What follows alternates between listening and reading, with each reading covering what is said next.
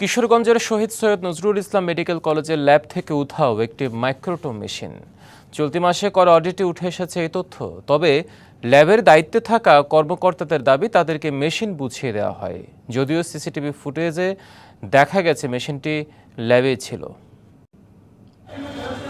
কিশোরগঞ্জের শহীদ Syed Nazrul Islam medical college হাসপাতালে audit শুরু হয় চলতি মাসে, এখনও শেষ হয়নি। তবে একটি রিপোর্ট নিয়ে তৈরি হয়েছে চাঞ্চল্য। হাসপাতালটির প্যাথোলজি ল্যাব থেকে গায়েব একটি মাইক্রোটোম মেশিন। মাইক্রোটোম নামে একটি যন্ত্র, একদম ব্যয়বহুল একটি যন্ত্র বিক্রি করে ফেলেছে। এটার কোনো হদিস নাই।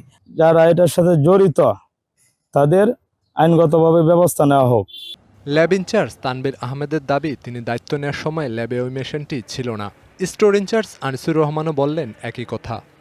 আমি যা বুঝে পাইছি, আমি যা নিয়ে সংসার শুরু করছি, আমার সংসারে ইচ এন্ড এভরিথিং আছে। আমি ওই যা পাইছি তার দেখাশোনা সঠিকভাবে করার চেষ্টা করতেছি। ডিপার্টমেন্ট ওয়াইজ বুঝিয়ে দিচ্ছে। তো ওই মেশিনগুলোর মধ্যে একটা সম্ভবত আর কি, ওই মেশিনগুলোর মধ্যে একটা। এই জন্য এই তথ্যটা আসলে আমার কাছে না নিয়ে প্যাথোলজি বিভাগীটা ভালো বলতে। তবে ল্যাবের সিসিটিভি ফুটেজ বলছে ভিন্ন কথা। গত 25শে জুলাইয়ের ফুটেজে দেখা গেছে মেশিনটি ল্যাবেই ছিল।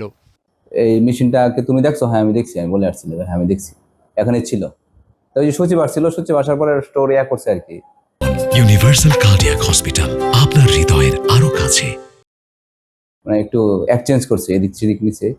বিষয়টি তদন্তের মাধ্যমে আইনগত ব্যবস্থার আশ্বাস হাসপাতাল কর্তৃপক্ষের। এটার মূল্য ওনারা নির্ধারণ করবেন। মূল্য নির্ধারণ করে এটা সরকারের জন্য আর্থিক ক্ষতি কার সময়ে এটা নষ্ট হয়েছে ওটা ওনারা নির্ধারণ করবেন। ওনার বেতন থেকে এটা কর্তন সহ ওনার বিরুদ্ধে অন্যান্য আইনানুগ যে শাস্তিমূলক ব্যবস্থা এটা গ্রহণের জন্য টোটালি সুপারিশ করবেন। হাসপাতালের যন্ত্রপাতি কেনাকাটায় কোনো দুর্নীতি হয়েছে কিনা তাও তদন্ত করা হবে বলে জানান তিনি। DBC news desk.